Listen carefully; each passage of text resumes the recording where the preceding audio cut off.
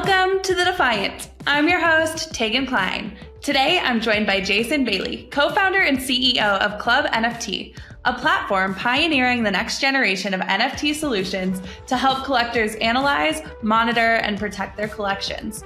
Jason is OG in the NFT space, and today he shares so many stories from back in the day. He was an early collector on SuperRare. He created the first NFT IRL drop at Christie's art event back in 2018, red-pilling traditional art collectors before the term NFT was even coined.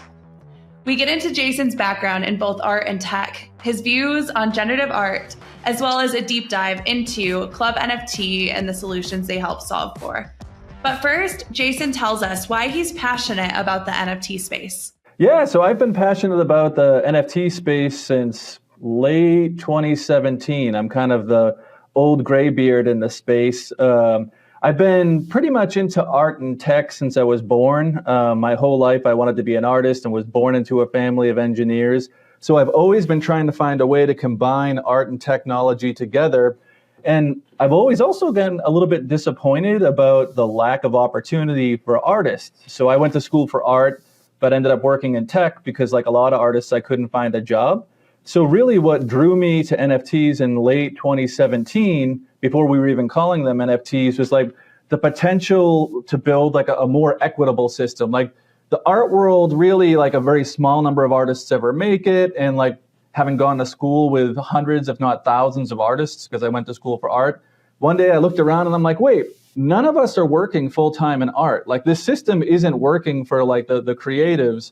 So when I saw the blockchain and people that were doing sort of early experimentation with like a new system, almost inspired by the way people wanted to sort of disrupt finance with cryptocurrency, people were starting to think like maybe there's a way we can sort of have a decentralized system for art and artists that would be a little bit more equitable and support more artists. So that was sort of the dream or vision stage. We were a lot more altruistic back then in late 2017. And here we are, I guess it's like 5 years later. And so much of like what we were hoping for and predicted, came true. A lot of stuff we didn't really want to have happen or couldn't have predicted came true as well. But, it's been a pretty wild ride. Amazing. Yes, you really are one of the pioneers where the art meets the blockchain. Tell us a little bit about that journey, double clicking into it a little bit more. How did you know that the blockchain and art kind of belong together? Yeah, so unlike a lot of folks that are in the NFT space, I came to it from the art side more than from the blockchain side. I think a lot of people fell in love with cryptocurrency or fell in love with blockchain technology and try to apply it as a solution to almost anything, like anything they could think of. They're like, we'll use blockchain for that. We'll use blockchain for that. And I actually I didn't have any cryptocurrency. I hadn't heard about the blockchain in 2017, but I had a blog called artgnome.com where I was writing about the intersection of cutting edge technology and art and artists that were using new technology. So I was working in like an AI company during the day and had always been in tech. So a friend of mine, Ahmed Hosni, told me over pizza and beers, he was like, you should really look into the blockchain because you care a lot about provenance for art and, it could really help with that. You are always complaining about how digital artists, no one collects their art because they don't feel like they can actually own it. Like, there's no way to show that it's unique or to show that you have ownership. And you want like better opportunities for digital artists. And I think blockchain could help with all of those things. And I was like, that's that cryptocurrency stuff. Like I'm a nerd, but that's like a different kind of nerd. Like that's people like minting money in their parents' basement kind of a nerd. Like I didn't know the community or what it was about, right? So I had a weekend to try to do some research and I ended up going online and like back then, I think like CryptoKitties were one of the few things and CryptoPunks that were out there. So I bought a CryptoKitty, I bought a CryptoPunk, but more importantly, I discovered sort of like the subculture of artists like Dada NYC and the Rare Pepe and like, people like that were really like a grassroots community of creatives. And it just clicked. I was like, oh, like I just spent like $4 or $5 in crypto to buy this, this JPEG essentially, and immediately made friends with someone on the other side of the world who was just like super thrilled that I was willing to support them. And like, this could scale. Like, there's no reason why this couldn't scale. And like, this is such a great system. So I wrote this article called The Blockchain Art Market is Here, which is like now sounds pretty ridiculous and like ambitious considering it's like late 2017. And because I had good SEO, within 24 hours, it was the #1 search result for anyone looking up anything to do with blockchain and art. So I wake up the next day and I have all these emails that are like, if you remember, it's again, almost exactly 5 years ago, similar to today, we had crypto sort of peaking, which I was sort of oblivious to. So the interest was really, really high, right? And everyone was emailing me, asking me all these questions, and I had done like 3 hours worth of work. So I was like, do I tell all of these people like that I'm not an expert, or do I just become an expert, right? Because it's a new enough space and just kind of roll with it, right? So when people invited me to go present and speak at places, I was like, sure, I'll do that. And like, what I did is I found the real experts. I went to Rare AF, which was a conference in New York City. Timing wise, it just worked out great. It was like a couple weeks after I wrote my article. And Matt and John, the guys that did the CryptoPunks, were there. Joe Looney, the guy who invented Rare Pepe Wallet, was there. Judy, Mam, and Bea, who did Data NYC. So all these early projects that everyone else owes sort of a debt of gratitude for like building the foundations of NFTs. Those people were there, and it felt like almost like a new art movement was being born, like at that moment. And I knew there was something going on, and everyone was so generous and helpful that like I learned from the experts, and really my role early on was sort of to amplify their voices. And, so I did a podcast and like added more articles and tried to define what is this like crypto art movement, and really built sort of friends for life. Amazing. I love that. And community is such an important part of the NFT culture, but also just crypto culture in general. So that's amazing. And I didn't know this, but I guess a year later in 2018, you were involved in the Christie's Art and Tech Summit. And I think that was the first IRL NFT airdrop, if I'm not incorrect there. Talk to us a little bit about that story, because I don't think a lot of people know about that lore. Yeah, it's kind of a crazy story. I had spent a lot of time, when I was younger, trying to crack my way into the art world and couldn't really get there. And ironically, my blog and writing about blockchain and art got me this invitation. And it was actually, so end of 2017, I wrote the article, and it was only a few weeks after that I got the invite. Some folks at Christie's were saying, well, we have an art and tech event, and we really want to focus on blockchain. And you seem to be like the expert. So I was like, yeah, I guess so. Like I could be the expert, and agreed to fly over to London and moderate a couple of panels. So as part of that, they said, well, all the presenters can include something in the goodie bag that they can give away to everybody at the conference. And I had heard about paper wallets, which is a way to give away either cryptocurrency, or you can give away NFTs. So it's a little paper card, or in this case, a plastic card, and you scratch off the code and you put it in, and it's almost like a pre-created wallet with something in it. So I'm like, that would be really cool. At the time, there were like a few sort of half-working NFT platforms, but SuperRare had just come out, and I was their first collector and like was introducing them to their first artists. So I was like, I'm going to partner with SuperRare, and we're going to give out a card with an NFT on it. Again, I don't even think we were calling it NFTs when I first came up with the idea. It was like art on the blockchain or something. And I'm like, I'm going to give art on the blockchain out to all these like old, crusty, traditional like art world, like, painting and sculpture collectors, and almost kind of force them to become like digital art and NFT collectors. So we went, and from the stage, like this video gets shared a bunch. It's on YouTube somewhere. At the end of the panel, I was like, all right, I want to let all of you know that you all have an NFT in your goodie bag, and you're all officially collecting digital art now. If you don't want it, you should, I'll buy it back from you, even though I'm giving it to you for free, because like this is the future of how people are going to collect art, right? So this is early 2018. People like Tegan, they were like yawning, looking at me like cross-eyed, like, because no one at this conference is talking about digital art, right? They're talking about like, how do I put the provenance from my Picasso into this database thing called the blockchain or whatever? And then when we're up there talking about digital art, they're like, who let these dweebs in? So long story short, like almost all of them got thrown away because people were like, like who cares about digital art and like what the heck is an NFT?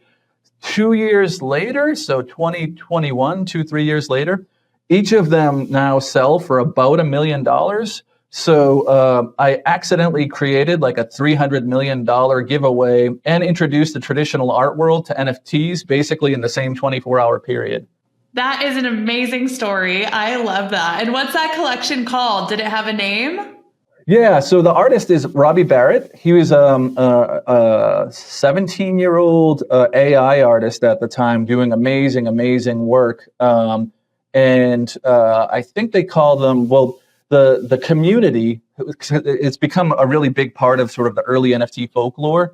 It's like the story is almost like bigger than Robbie and bigger than me now. But the community called them the Lost Robbies because the joke is that like everybody threw them away like right away, or maybe they're in the dumpster behind Christie's, and like periodically like a collector will find one. Like literally there are like all of these like old school art collectors that for the last 2 years have been scavenging like under their bureaus and like, in their cars, like trying to figure out where the heck these like $1 million scratch tickets essentially are, right? So it's pretty hilarious, and it's become, it really has become a central part of sort of NFT collecting history. Amazing. Very cool. And you mentioned that the traditional art world was kind of difficult to break into. Why is that? And how do you kind of compare the two communities? I imagine the traditional art world is a little bit more serious, maybe a little bit more pretentious, if you will, but that's my interpretation maybe from the outside. Yeah, I always like to be careful because, I went to art school. I have lots of art friends. I have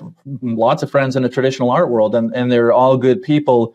But if I'm honest, like the old traditional art world was built on exclusivity, right? Like that was the premise, at least like when it comes to collecting, right? So, it was a way to signal to other people that you were wealthy and you had made it and you were sophisticated, right?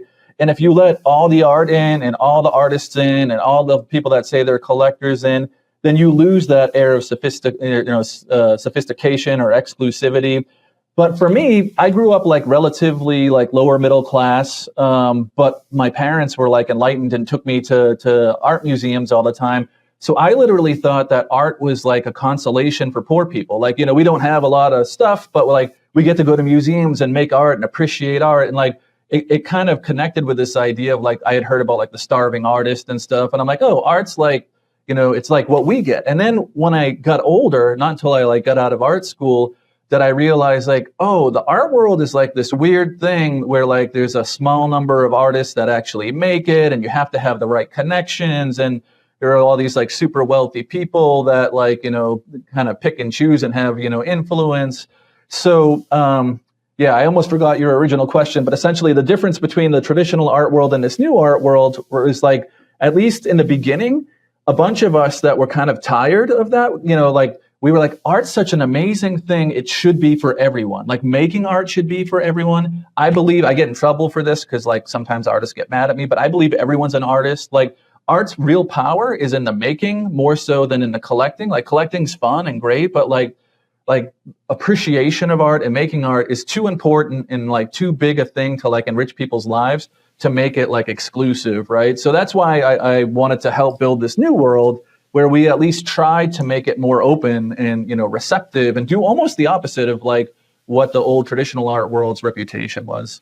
I love that kind of abundance mindset versus scarcity mindset, which is very much in the crypto ethos.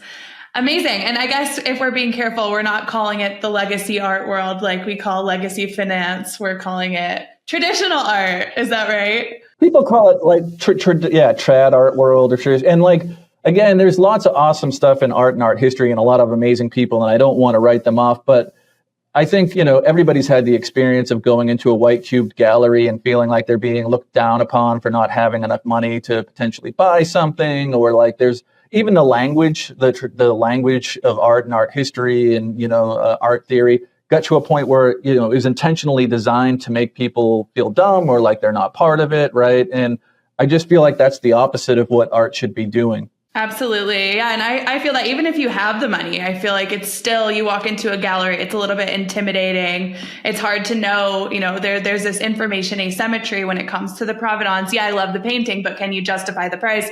I don't know. Let me get out of here. Well, the gallery owner is kind of pressuring you to buy. That's been my experience. And yeah, I guess, what do you think about the generative art space, the NFT space? How is it different from that? Do you think it's a little bit more welcoming, less intimidating? Yeah, I would say the traditional art world is sort of opaque by design, and most folks, even if they work in the traditional art world, if you talk to them, would agree with that. So often prices aren't published, and while some galleries will pressure you, or you might feel like you're getting pressure to buy, others, for the best known artists, you get on a waiting list. Like you might not even get to buy, even if you have the money, right? So talk about like exclusivity. Whereas the blockchain, because it's available and transparent to everybody, like anybody can see the transactions on there, it really facilitates this idea of open information and everybody can see, what's going on. So it's about as transparent as it gets. And then when you're buying online, not only for a lot of people do you have less of that pressure of feeling like maybe you're being judged, whether or not you are in sort of a physical gallery, that pressure goes away. And pretty much anyone can buy anything that's for sale. There's no like filter that, is going to check if the work's available and it's for sale, and you have the cryptocurrency, in some cases, even credit cards these days, you can purchase the work by that artist, right? So it's a lot more straightforward. And then if I purchase that work and then I sell it to someone else, and let's say like I want to lie and say, oh, well, I bought this for, $1 million, so I'm going to sell it to you for 2. Well, you can go and see that I spent exactly what I spent on it, right? And how many other people owned it before me and how many other people owned it after me? How many other works did that artist produce? What are those works? Like everything just becomes a lot more transparent, which I think is more of an even playing field for collectors. Absolutely. Yeah. Very powerful, that permissionless nature, kind of being location agnostic too for artists as well, right? You can get your collection out to the world, anyone around the world. So very powerful. Amazing. Well, I want to shift gears a little bit to what you're working on now. So you're the founder of ClubNFT, which is a platform, if you will, for managing NFTs, which I think a lot of us have experience kind of buying NFTs, losing those NFTs. So talk to us a little bit about the problem that you're solving for. Yeah. So, as we were talking about, I was sort of like a early cheerleader for NFTs, trying to, fly around the world and talk and give presentations and podcasts and writing. And one of the lines that I would tell everybody is like, NFTs are amazing because you don't have to depend on anybody else. Once you buy this NFT and it's in your wallet, you sort of have control over it, right? There's this idea of self-custody and self-sovereignty, which sounded really great, in late 2017, early 2018 when I was talking about it. But then by mid 2018, 2019, the market started crashing. A lot of the marketplaces started going out of business. So there was like Rare Art Labs and Digital Objects and Additional. Like there weren't that many to begin with back then. So I would say about half the marketplaces like didn't even survive 2018, 2019. And those of us that were early collectors like noticed that our NFTs were breaking, right? We either couldn't access them or they were broken. And at the time, we didn't think too much of it because that first wave of NFT collecting, most of us were spending $5, $10, $15 or whatever, right? Like I think the whole space was probably less than a couple $1 million, from those early days. But then 2021 hits and the whole world sort of starts to go gaga over NFTs. After Beeple sells like the $70 million NFT, we start to see NFTs show up on Saturday Night Live. They're like on everywhere. You couldn't get away from them for a while, right? And all the people that were making fun of me, during 2017, 2018 for like spending money on JPEGs I could see for free, which I get it. Like it looks kind of weird and silly from a distance. All of a sudden they were like, I get it now. Like you were early to this and like, I want to get into it or whatever. And, so some investors came to me and said like, you should start a marketplace. And I said, I don't want to start a marketplace. There's way too many of them out there already. My friends run them. Why would I want to compete with them? But guys, we're like going to be screwed because the first round of NFTs, all of them broke after like a year or two when the marketplaces went out of business. There's like this massive dependency where the art is almost never stored on the blockchain. That's actually less than 10% of NFTs store the art on the blockchain. So what happens is if the marketplace goes out of business, about half the time, the art is stored on their server. So even though you have the token, just like your Bitcoin or your Ethereum, and it's sitting in your wallet, there's a permanent link that can't be changed coming out of that token to where the art's supposed to live. Well, if it's Jason's, NFTshack.com and I go out of business, you just permanently have an NFT that points to a broken image. And like the value of that NFT, the thing you fell in love with when you were shopping for the NFT is the art, and it's not there anymore. Again, not a big deal when these things were $10, $15, but then we had like tens of billions of dollars going into this NFT space, right? And I'm like, there's zero reason to believe that this isn't all going to fall apart again. So the good news is like 50% of NFTs, like the ones that follow best practices, use this thing called IPFS, where the link coming out of your token points to a decentralized storage where anybody can pin that image to make sure it's there. And almost more importantly, it creates a mathematical hash to prove that that image, let's say it's an image of a sailboat, is the exact image that the artist uploaded in the first place. So no one can turn your sailboat into like, a dog poop or something like that, right? So we know that it's the right art, and we can all, participate to pin it, it's called, to store it on IPFS. But there's a problem there too, because the marketplace is usually the one that's paying the pin to keep that image there. And if the marketplace goes out of business again, unless the collector is paying to pin it themselves, or if they've downloaded it locally, again, they're screwed, right? So it's not like Jason's paranoia or I'm trying to make a prediction. I've lived through this. We saw it happen the first time. We're seeing it, happen again as marketplaces started to shut down during the bear. So like almost all, without intervention, almost all NFTs will break. Like all things in life, there's like entropy, right? So what we've done is allow people to be able to put in their address for their wallets for their NFT collection. And we crawl through and we grab all the assets in the exact same format that the artists uploaded them to IPFS. You, the collector, then download them in a single file locally. And if the marketplace goes out of business, you can always restore it because you have the exact files that match that hash, right? So you basically don't have to depend on anybody, including us. And that was really important to me because like we're a startup, right? Most startups fail. If we fail, we're not really helping people if we don't build a system where they can actually be independent and truly self-custody, right? So that's the core of what we've built. Amazing. And I'm interested to hear your take on Arweave, which is more permanent storage in a decentralized way, because it doesn't have that same problem of someone needing to pay the marketplace. Have you investigated Arweave at all? Yeah, so I have sort of a nuanced answer on that. People think I hate Arweave. I don't hate Arweave. I don't believe in forever anything. I think for a lot of people talk about Arweave as for forever storage, and I think that's nonsense. I don't think there's no example of a company that's existed forever or services that have existed forever, right? And we're already putting our face that if we're collecting NFTs on Ethereum or on the Bitcoin blockchain or on Tezos, that those chains don't go out of business. I don't want to have to depend on a second tokenomics system succeeding in order to make sure that my NFT doesn't break, right? So I actually like Arweave as a storage system.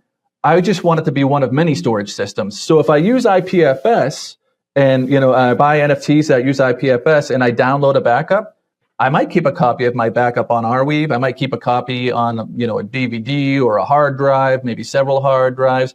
So when you use IPFS, you can actually use any kind of storage system you want downstream, right? So the problem with starting with an NFT that's only on Arweave is if the Arweave tokenomics system fails, then you're screwed, right? There's one point of failure. Whereas with IPFS, you could store it on anywhere, including Arweave, if that's your preference, right? So yeah, I'm particularly cautious about this premise that there's like a forever storage. Computers haven't even been around for very long, right? So that makes me nervous. Totally. Yeah, I like it though. The decentralized protocols. Genius.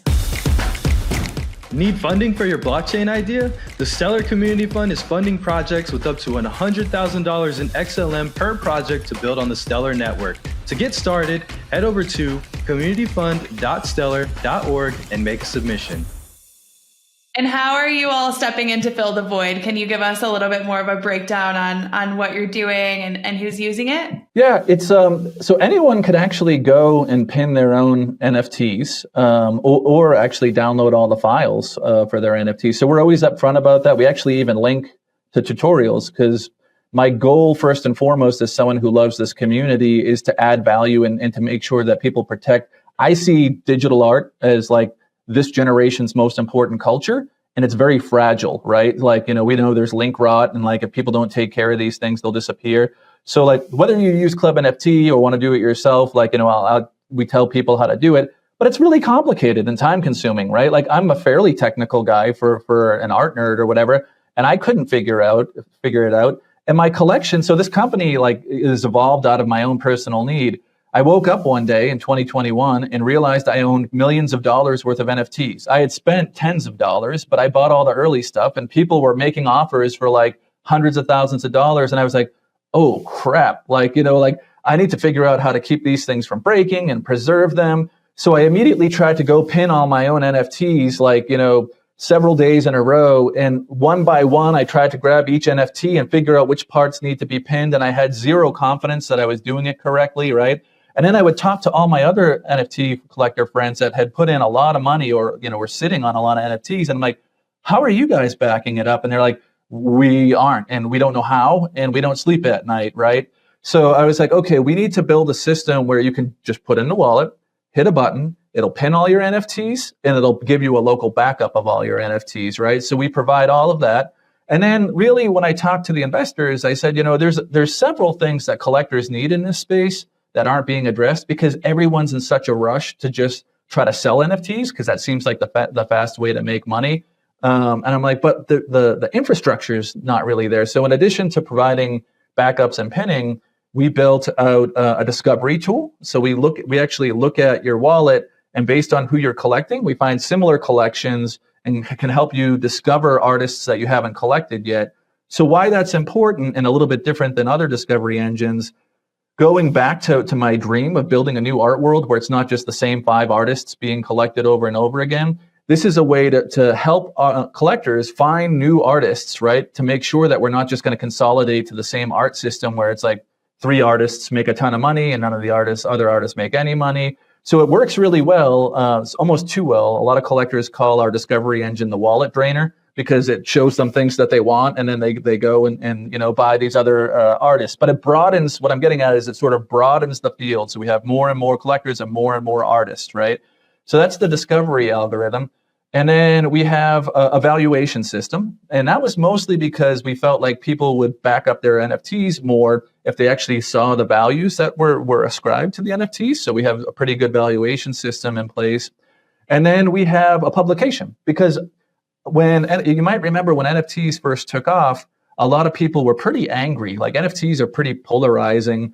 And a lot of people were saying, well, that's not real art. Those aren't real artists. Those aren't real art collectors. Like that's just a bunch of crap or whatever. And coming from a traditional art background, I said, no, we need our own publication. We need a publication that treats these artists with the same respect that traditional artists get, and treats these collectors with the same respect that traditional art collectors get. So we launched Right-Click Save, I guess about 1.5 years ago, and we just published our 250th article. It's designed to elevate the voices of all the collectors and artists in the community. So we intentionally publish sort of opinions that contradict each other, so that we're not showing sort of just a one-sided approach. And I would say, like, proudly, that it's probably the most respected, cultural Web3 art magazine in the space. So those things can sometimes feel a little bit disjointed, but the umbrella is like things that serious NFT collectors need that like no one's really building. There was a press release recently around your support and integration. Can you talk to a little bit about that? Yep. So there is a Layer 2 on Ethereum. There's a lot of NFTs that are starting to launch on Layer 2, which should, I believe, reduce sort of the costs associated with minting. So we're starting to see people, our collectors, take interest in Layer 2. It's been around for a while, but early on we mostly saw like high volumes of spammy NFTs because the costs are lower to mint there. But we're starting to open up Layer 2 support. And we also announced support for Avalanche. So there's, in particular, one marketplace called 01 that's really popular right now because it's sort of built on a sharing economy where if you mint an NFT, you get sort of like credits to collect other NFTs. And our collectors came to us and said, you guys aren't, backing up our 01 NFTs, and this is really important to us. So the whole team just focused in the last month and a half on building out this integration. And we co-launched today with 01 on the announcement to let our folks know that we've got them protected. And it's the first of many more. We're looking at Solana and Polygon and other chains that we want to do next. So yeah, we're really driven by this goal to try to get as much coverage as we can. It's not necessarily very easy, but I believe in sort of a multi-chain future. I'm not really a maxi. I collect on multiple chains. I think different chains have different strengths. So we're kind of dedicated to trying to support as many chains as we can. Absolutely. And can you talk to us a little bit about the business model around Club NFT? Yep. So in the beginning, because what we do is kind of nerdy, we knew if we charged right off the bat that people would be like, I don't even know I have this problem. Why am I going to give you money, right? So for the first 2 years, we just thought more important than anything is that we actually solve this problem and get as many NFTs backed up as possible and educate as many collectors as possible. So for a long time, our service was completely free, and we built up a pretty large user base that way. And then we gave lots of notice, so that folks who can't afford to do this, because I recognize there are some folks who can't afford to pay for a service, could create their backup, for the ones that they had already collected.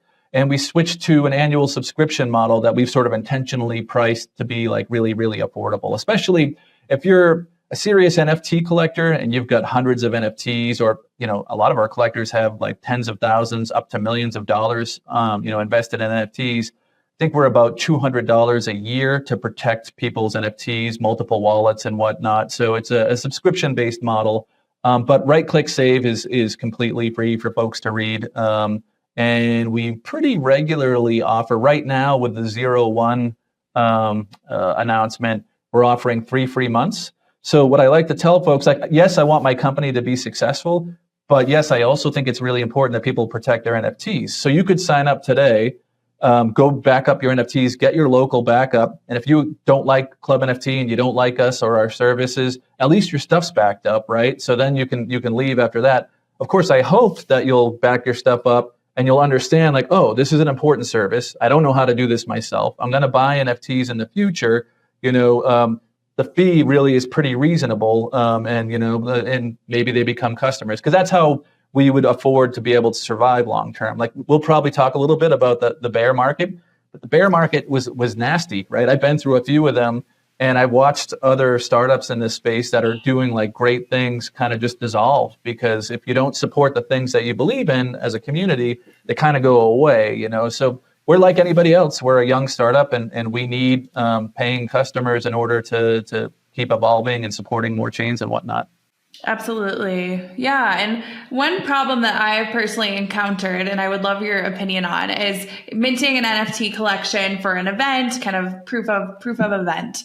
And one thing that I noticed is that the easiest way to do it was through OpenSea, but then you're trusting OpenSea to manage the mint, to keep the metadata, and then of course keep the image intact.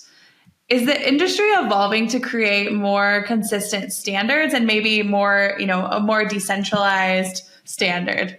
Not fast enough. So we know anyone who's technical enough to run a marketplace, an NFT marketplace, knows the right thing to do. And we're in a position where we're usually pretty careful. We don't call out. If we called out all the marketplaces publicly that are doing the wrong thing, we would be fighting like a 30-front war or whatever. So instead, what we tend to do is tell folks, like, run your collection through ClubNFT, and we literally just show you where all the files are stored. And people are like, holy crap, like, because they see for themselves. It's not us passing judgment on certain marketplaces. It's literally just facts. Like, here's your NFT. Here's where the stuff lives, right? I will say OpenSea makes me particularly nervous because I'm pretty sure if you don't freeze the NFT when you mint it, which most people don't even know what that means when they're minting an NFT on OpenSea, I don't think it uses IPFS unless you freeze the NFT. And given what a large percentage of the market of NFTs are minted on OpenSea, that kind of scares me. But yeah, they're certainly not the only offender. And what we do try to do, rather than pointing out and starting fights with like every single marketplace that we think maybe isn't doing things exactly right, is to point to the ones that we think are doing a good job, right? Like that I regularly talk about how SuperRare, I think, is a good example, or FX Hash, or people like that. Are pretty much anyone that we've integrated with directly. 01's another one, as of today, that anyone we're integrating with, it's because they've gone through great effort to do things the right way, which allows companies like us to come in and help you back your stuff up. Absolutely. Yeah. Thanks for those shout outs and completely agree. And thoughts on the NFT culture? I know we talked about the positives, but maybe are there any kind of things that you wish would change in the NFT culture? Any areas that you could flag? Yeah, NFT culture got pretty bad for a while. The intention, sort of the early altruistic nerds that came together to build a new art world, our goal was really like, how do we like make it so that as many artists as possible can like make some sort of reasonable compensation for their efforts, so that we can have a broader world of artists, and so that collectors can afford more people, average people can collect. But what happened by late 2021, early 2022 is we basically replicated the worst parts of the traditional art world, where it became about how can we make money as fast as possible, and like the number of artists that were getting supported. We kind of repeated or replicated the star system of the traditional art world. And then on top of that, and this is, not to pick on NFTs. I mean, obviously I love them, but I have to be honest about the space. As with any new technology, think back to early internet, or even now with, email and the internet. When people are learning a new tech, scammers come in because they know, especially if there's money involved, because they know they can take advantage of them, right? So there's NFTs are sort of rife with scamming. The onboarding process is really still super complicated, which just makes it even more, possible for people to scam or whatever. So I'm a realist, but I'm a huge lover of NFTs, but a realist. And, really my soapbox is like, basically I've lived through a few cycles. When the money comes in, everyone just tries to shill and sell NFTs. And when the money goes away, a lot of people leave. What we need to do is actually invest in the infrastructure and make it easier for people to onboard, and make it safer so that people can't get scammed, right? And like invest in ways to have, standards that people can follow. Because like digital ownership and digital art, that's not just the future, it's the present, right? Like in my lifetime, I went from spending, my first job, I would go out and buy DVDs and CDs, and like physical media was everything. Like that was where all my money went, in my books, right? But now like I, use Netflix. Like there is no tangible physical, like, DVD and I don't, I have Spotify or whatever. There is no physical, music media. Like it's happened so gradually for so long that I think a lot of us forget. Like the ship already sailed, the train left the station. Digital ownership is the core way that we experience culture. Like it's already here. The difference is that right now, a couple of giant companies actually own the stuff, and we kind of rent it, and they decide to throw, some, whatever they feel like, some spare change off to the creators. And, I really do truly believe that maybe not NFTs the way they're constructed today. We still need to evolve it a bit. But I believe there's a better system where the creatives actually can take more of the profit for the effort that they put in, and the collectors and the creators can have more of a direct communication. Absolutely. And on that, kind of those fighting against this movement, I've talked to some from the traditional art world, and they say, NFTs are not the future, it's not art. But if you think about this current generation, when we talked earlier about our communities being global, you can't invite your global community over to your house to show your art collection. You want it to be digital. So yeah, thoughts on that? Yeah, 100%. So I was sort of like the poster child, or one of the poster children when 2021, when NFTs took off. So like on things like PBS NewsHour or whatever, like old media stuff. And one of the questions that people would always say is like, well, how do I put it on my wall? Like, which blew my mind, right? And I'm like, why do people want to put, like, I think people think it's only art if they put it on their wall. So I would say, well, look, in my house, I look at a wall in my house on average, like any given wall, 7 seconds a day. I look at my computer screen, my phone screen, and my TV screen, embarrassingly, probably 10 hours a day, right? Because I'm running the startup and I'm in front of the screens all the time. And I don't think I'm that unique. So I want my art where my eyes are. Why do I need to put it on my wall? And in the case of digital art, it was created on a screen much like the one I'm looking at on my laptop anyway. So again, why put it in a wooden frame on the wall? It doesn't make sense to me, right? And to your point, maybe I'm a bit of an introvert. So let's say 30 people cycle through my house in a given year or whatever. I don't host a lot of parties, right? But I have 40,000 Twitter followers. And so I'm going to be able to share my digital art collection, with far, far more people and much easier online than I am through putting something on my wall. But we always go through this period with technology where people are trying to bridge that gap from the old definition of things to the new definition of things. But I always tell people 100 years from now, when we look back at our generation and the art of our generation, are we going to say, oh, so-and-so invented a new brushstroke or this, that? We're going to say that generation was completely transformed by computing. Everything they do, how we work, how we date, how we, travel, how we, just everything we do, how we play has been changed by computing in 30 to 40 years, time period. So they're going to ask which artists were making art that talked about that transformation and who actually used computing as their art form, right? So there's no question that this art is going to be the art that matters. It's just, it's rare that folks actually see it while it's happening. But I have no doubt, it's already happening. Absolutely. And I would be remiss if I didn't ask you your thoughts on AI and the intersection of AI and art. Are you scared? Are you nervous? Are you excited? Yeah. So even though I'm tech savvy for sort of an art nerd, I would probably have been susceptible to a lot of these fears and anxieties about AI is going to take our jobs and this, that, and the other. Except that I worked at a startup in Cambridge that was co-founded by a Turing Award winner, which is the equivalent to the Nobel Prize for computing, packed full of the smartest students from MIT and Harvard, and working on AI. And having lunch with them and being around them, I realized there's almost this rule where the more afraid people are of AI, unless they're trying to get publicity, it's almost the less they really know about it. Now, that may have changed in the last 6 to 7 years. ChatGPT is moving things really quickly.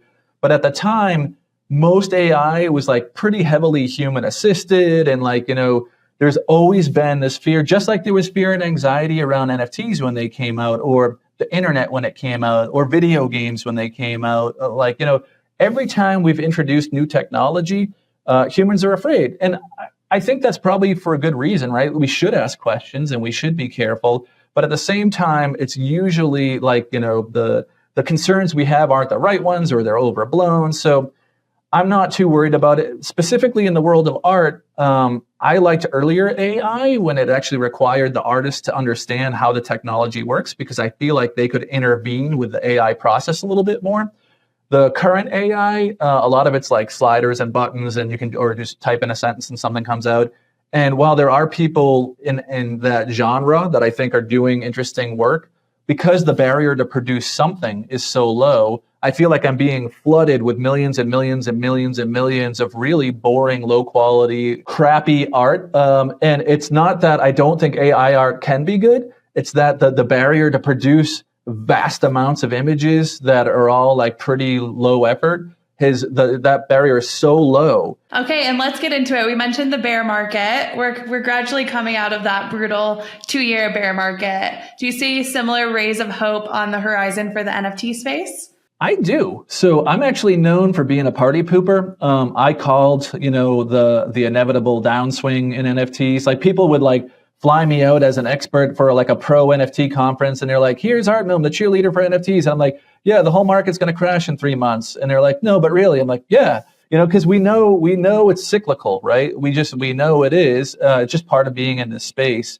And when people that have crypto, when that crypto goes up, they feel really wealthy all of a sudden because they are, right? When your savings goes up by, 2x or 3x in the span of a few months, you feel like you've got a lot more money. And one of the things, that's sort of a sad truth about art is it comes after food and clothing and shelter and all those other things, right? Like, a lot of other things that are necessities come first. So when people feel like they've got more that they can spend and they want to celebrate, one of the few things you can actually pretty smoothly buy with crypto is NFTs, right?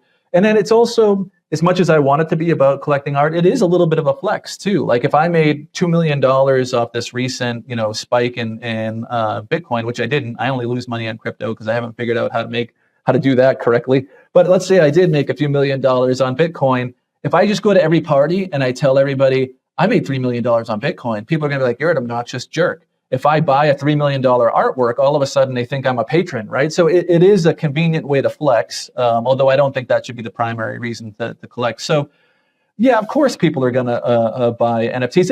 It's our culture, right? Like, NFTs, if you're into crypto, like NFTs are like a native part of our history and our culture. So like you have pride a lot of times. If you hung through like the bear markets or whatever, like the fact that the mainstream world maybe thinks like NFTs are lame, that's almost like a bonus. Like we don't really want normies to like our culture. Like, it's like, like we still think this stuff is great. It's part of how we got to where we are. We think it's the past, the present, and the future, and we're going to celebrate it in all stages. This is our art, I mean, so I absolutely think we're already starting to see it, right? And coming back. Now please don't confuse that with financial advice. Like I'm famous for telling people like, buy art you love from artists that you want to see succeed for prices that you can afford, with the assumption that it will never go up in value and that you could never resell it again, right? Because like, I don't think it's dangerous for people to be buying art as an investment.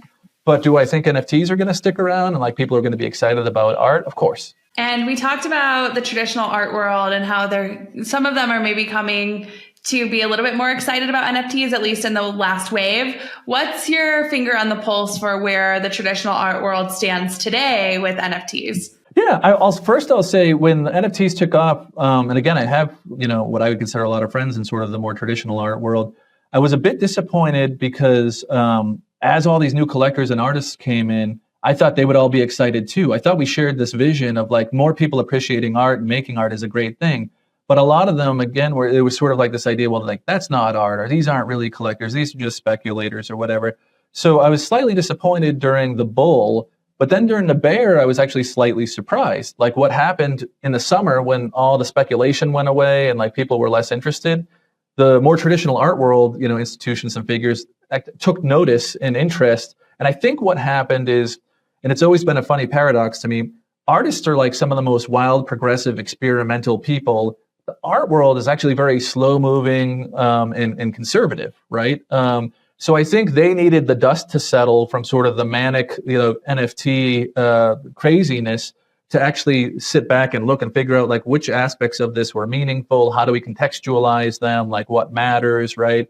So one of the upsides to the most recent bear market is that you saw museums acquiring NFTs, and you saw, more traditional galleries maybe taking more interest in digital artists and things like that. So, I think we're on the path. Ironically, if NFTs take off again, that may actually, the hype and speculation may actually slow down the process of adoption from the traditional art world of NFTs. Mm-hmm, absolutely. And one piece I want to discuss with you is just to be a successful NFT artist. I feel like you have to embrace social media and you have to embrace the community aspect. Do you agree with that, first of all? And second of all, what would you advise to traditional artists that want to get involved, but maybe they're afraid of those two elements? Yeah, so I usually tell people it's like, imagine that you were going to a party. You're invited by like a friend to a party where you don't know anybody. If you came in and you immediately tried to sell everybody something, they would be like, who the hell is this loser? Like, get out of here, right? But if you came in and asked people questions about who they are and what they do, and then you found ways to share about what you do, and maybe you set up some follow-up time to hang out with some of the ones that you hit it off with or whatever, somewhere way down the line, maybe you just have a bunch of friends and things that you have in common, but maybe some of them need one of your services, whether it's art or something else, right? But like, so this isn't really any different. I think what happens is people assume they saw that like, well, artists are making money on NFTs. I'm just going to mint a whole bunch of stuff and like money will magically rain down. And if it didn't happen, they're like, this place stinks. Like, I hate NFTs. Like, there's no quick and easy way to make money. So like, just if you come in with the expectation that you're going to get rich on NFTs, then you're going to be disappointed. If you come in with the expectation that you're going to make friends with some of the most creative people from all around the world, then you're going to be delighted, right? Like there's like enormous, and it's not even just like a community anymore. It's not monolithic. There's like dozens and dozens and dozens of communities. So whatever your variant is, of art that you're excited about, or the kind of people that you get along with, you can find them and participate. And I always say, like, ask what you can do for the community before you ask what it can do for you, right? Like it's almost like a variant on the Kennedy quote, like coming into the community and realizing that it's still new and early and like half this stuff breaks. Like, that's why we built ClubNFT, to back things up or whatever. I was like, well, what can we do to help move things forward? Like come in and get excited about the fact that like there's still more work to be done, rather than coming in and trying to figure out how to extract, value for you. And you're going to have a good time. Absolutely. Great advice. And one other piece that I really liked about your story is that, you were invited to do these things and maybe you didn't feel like you were an expert, but you still said yes. And you talked to the experts, you kind of became an expert. And I find that a lot of people don't do that, right? They say, I'm not qualified. I don't know enough about that. Can you speak to that a little bit and maybe give advice to someone who would turn down an opportunity because they don't feel confident enough for it? Yeah. I mean, I've had imposter syndrome like through most of my life, where I don't think I'm qualified for the jobs that I have, or and often I wasn't, to be fair, right? Like and don't necessarily feel like super self-confident, in groups that I'm in or whatever. But I think part of it is realizing that an expert isn't a person who has all the answers. It's a person who helps people make sense of things by asking good questions. And if you can flip, and like I just made that up off the cuff, but I think that sounds about right. Like if you can flip the mental model from feeling like you have to know everything, which again makes you kind of obnoxious and puts you on the spot and it isn't a fun way to be, to sharing like the fact that like you really don't know that much, but maybe like you can help people think about like the right line of questioning to help move things forward. That feels like a better way to live and to build friendships and to sort of maybe position yourself not so much as an expert, but as someone who's like valuable, or helpful, in the community. Great advice. I like that positioning. And then what collection are you most excited about right now? Ooh, that's a good question. Let's see. So there's a whole bunch of new work coming out on FX Hash 2.0 launch, which I think is in like 2 weeks. One of the things to know about me is that I was writing about and like deeply passionate about and even making generative art, which is like code-based art, for like 20 plus years.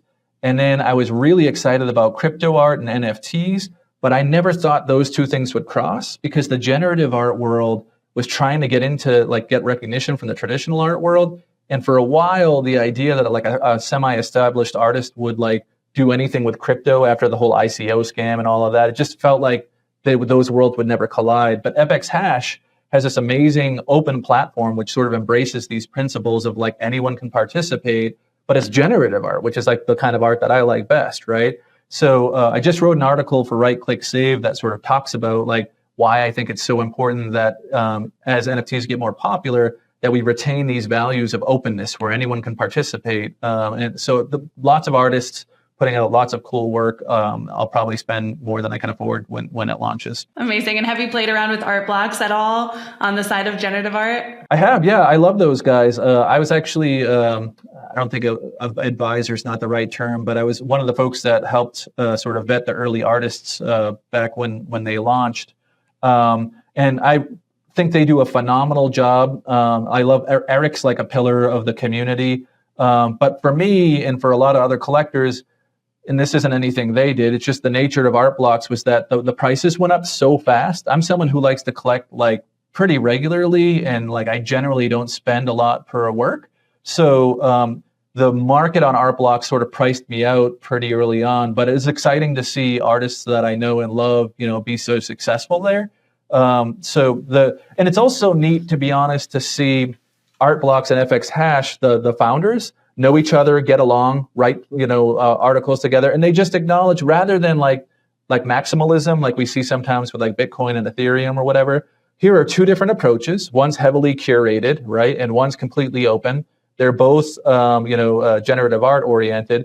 They acknowledge and respect and like each other. And they just know these are two different aspects of the market, right? Like, talk about, like, there's so many, like, on paper, so many great parts of like Web3 and decentralization and like, let's collaborate versus compete. And like, they don't always manifest like in real life. But I think that's an example of like, and I see it other places where it's like, we don't have to, the old world where we have to see each other like as enemies and like zero sum game on everything. And like, there's like only one slice of pizza and we have to kill each other for it. Like, instead, let's like make the biggest pizza we can, right? And like find a way to be collaborative and like benefit from it. Like, you're already working on this. Instead of me getting upset because I was going to work on it, I say, great, that was an important thing to work on. I'm going to pick something else. Like, I think that's a healthier, better mode that I do see sometimes in the Web3 world versus like the legacy Web2 world, which I have a lot of experience in. I've worked at some pretty big tech companies, and I know sort of the way the competitive practices are there.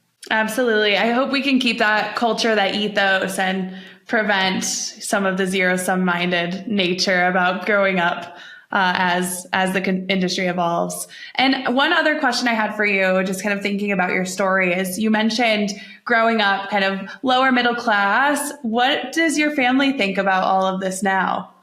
Yeah, so I without going like into too much detail, I was really glad about the way I grew up. So my parents got married super, super young, and they both came from families that didn't have a lot of money, right? So when I was really young, like there was a tape cassette I have of my parents talking to each other, and my mom is bragging. It was a tape they sent to her parents. She's bragging about how she got to drink a Pepsi. Like, it was exciting that they could afford. She had a soda, right? So like that's how little money they had. And my dad was complaining that she bought a lawn chair and hid it under the bed. So they had nothing for like, the beginning. But then my dad actually like went all the way from like, having nothing to being an officer at the artificial heart company, Abiomed. So in my lifespan, from when I was born to when I moved out, I saw, that whole range. And one of the takeaways, honestly, was that money didn't make them happy, right? Like, they're super happy, and my parents are still married.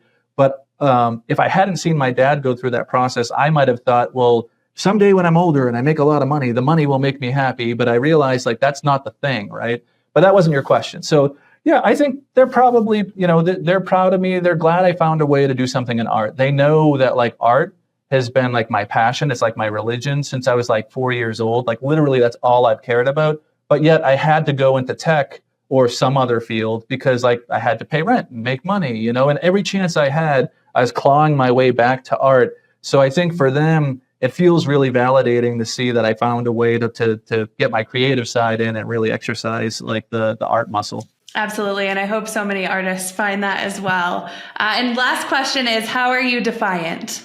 I mean, I'm sort of a contrarian by nature, and I think trying to participate in building an entirely new art world from the ground up, this is pretty Defiant. Absolutely. Okay, amazing. Well, thank you so much for coming on the Defiant. Really enjoyed the conversation today. Thank you so much for having me, Tegan. I really enjoyed it as well.